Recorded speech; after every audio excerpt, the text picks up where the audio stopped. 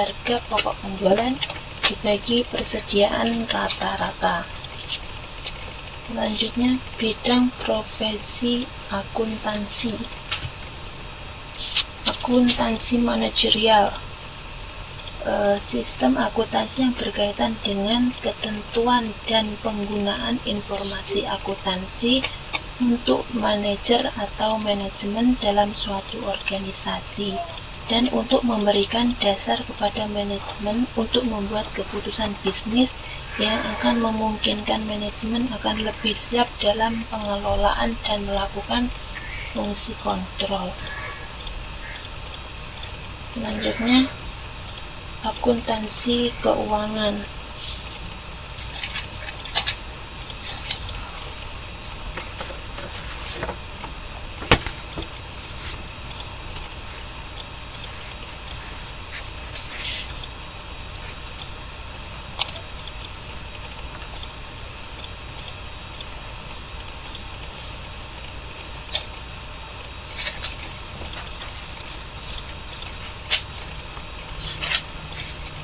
Bisa? Berapa?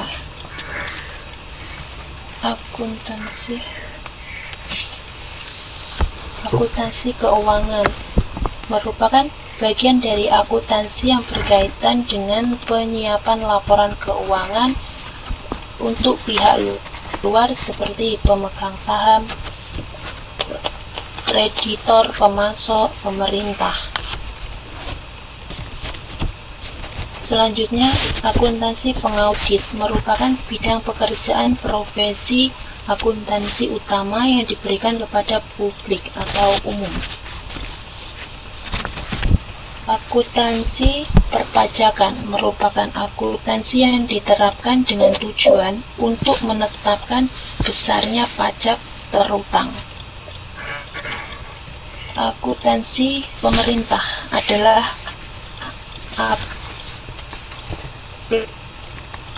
aplikasi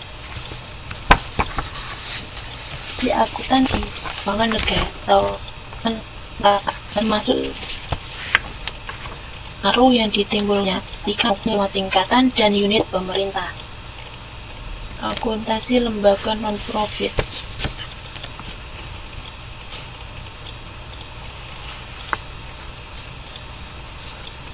Ada yang bisa bantu jawab? Sampai di mana tadi? Di lembaga non-profit ya? Akuntansi lembaga non-profit. Oke, saya lempar dulu. Ya, Kak. Siapa yang mau bantu? Akuntansi lembaga non-profit. Oke, Mbak Ulin, silakan.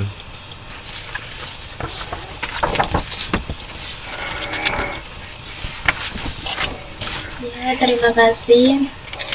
Di sini akuntansi non-profit merupakan sistem akuntansi yang digunakan oleh organisasi yang bertujuan tidak untuk menghasilkan keuntungan, tetapi melayani pembayar pajak, pembayar bunga, dan yang lain melalui anggaran yang diakui. Oke, terima kasih Mbak Ulin. Silakan Mbak Betty.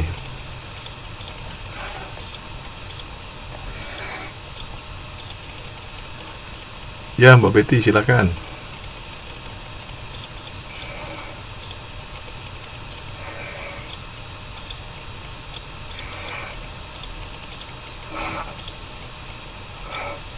Oh, udah dijawab. Oke, udah tahu ya. Lembaga non-profit sudah terjawab. Oke, selanjutnya silakan.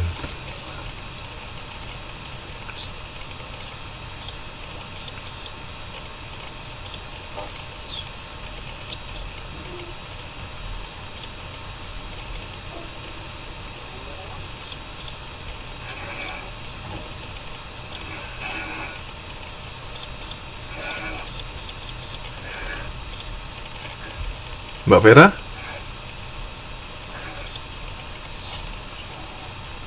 Ya, Pak. Iya, lanjut. Selanjutnya akan dijelaskan sama Mas UU. Kepada Mas UU, silakan. Oh, namanya baru ya, UU ya? Mas Yusuf maksudnya. Oh, Mas UU, panggilan sayang ini kayaknya. Udah, oke, kita malam ini kita jadikan namanya Mas UU ya. Oke, masuk.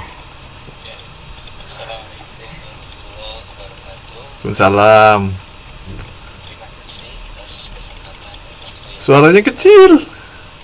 Kasih besar dikit suaranya. Assalamualaikum. Bisa dengar Pak? Oh, bisa. Oke. Ah, monggo. Selanjutnya saya akan mencoba menjelaskan mengenai fungsi uang. Siapa yang tidak kenal uang? Tentu saja kita semua mengenal benda yang namanya uang. Di sini ada 3 fungsi menurut Ebert dan Griffin 2009. Pertama, alat pertukaran yang sah. Sebagai alat pertukaran yang sah, tentunya uang dapat kita pergunakan untuk membeli sesuatu, baik itu berupa barang atau jasa. Sebelum ada uang, di zaman dahulu kita tidak bisa membayangkan betapa repotnya jika kita ingin membeli sesuatu atau mendapatkan sesuatu, sedangkan sistem pertukarannya adalah barter. Kemudian yang kedua adalah dapat menyimpan nilai.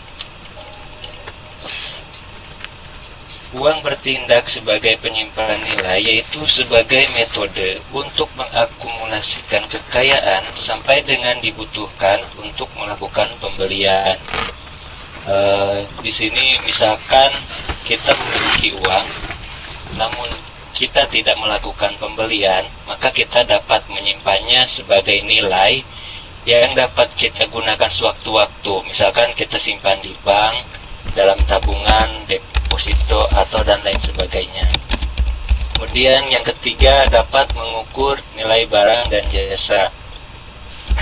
Di pertokoan, supermarket, atau tempat pembeli dan penjual bertemu, tentu di setiap barang yang tertera itu ada nilai harganya. Mana mungkin suatu barang dapat nilai harganya tanpa ada nilai tukar dengan uang. Misalkan itu barang A bernilai misalkan 1.000, barang B 2.000. Kita bisa menukarnya dari senilai uang yang tertera di situ. Selanjutnya, fungsi uang juga yaitu sebagai perantara dalam tukar menukar, yang berarti uang memfasilitasi transaksi dalam perekonomian dan mengurangi permasalahan dalam sistem barter seperti yang tadi saya jelaskan. Kedua, sebagai unit penghitung atau penjelas, yaitu standar penghitungan untuk mengukur nilai barang dan jasa. Ya, contohnya seperti tadi, harga yang tertera di suatu barang dapat dinilai dengan uang.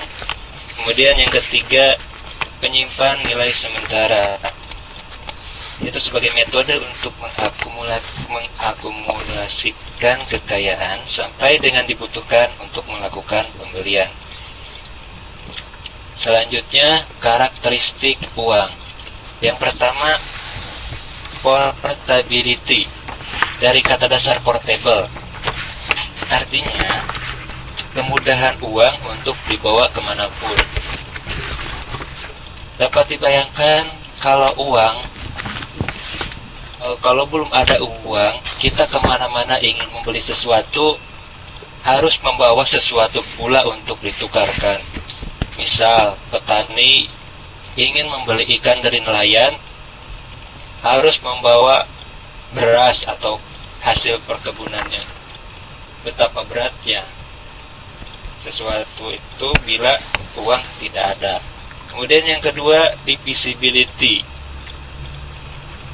dari kata dasar divide, yang bisa dibagi-bagi. Artinya kemampuan uang untuk dipecah menjadi lebih kecil nilainya sehingga dapat ditukarkan atau digunakan untuk membeli berbagai macam barang.